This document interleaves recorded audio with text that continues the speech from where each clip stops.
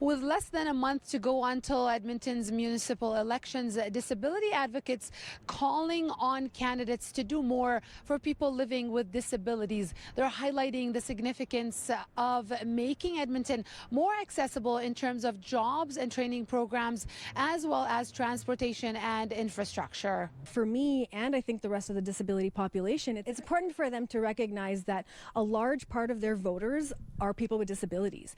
Bean Gill uses a wheelchair after a spinal cord injury 13 years ago. It's been 13 years and it's about my waist level down.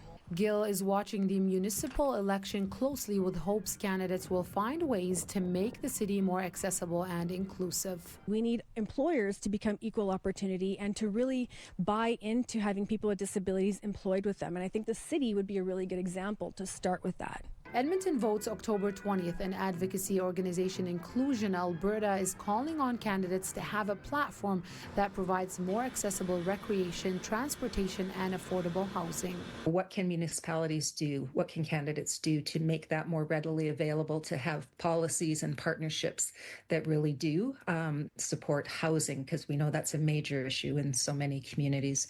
For Gill, a big issue she wants to see discussed is accessibility in winter. Curbs, curb cuts or lack of curb cuts.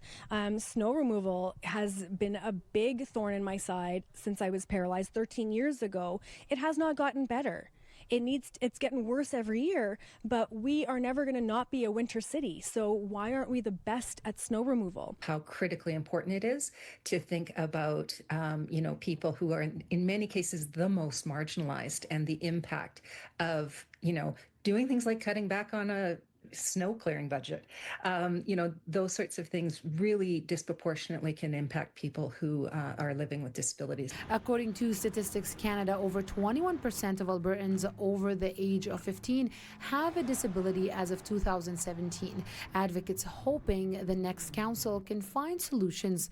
Gill adding accessibility goes beyond physical barriers. The city should work with the province in creating accessibility legislation for our province, because we're the only province in Canada that doesn't have any. In Edmonton, Hiba Kamal-Choufi, City News.